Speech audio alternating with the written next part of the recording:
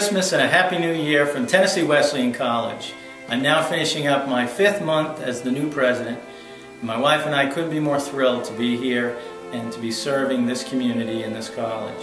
And I want to say thank you for all your tremendous support. We've met many alums and donors and supporters, and all of you have been so gracious and warm and welcoming, and we're grateful for that.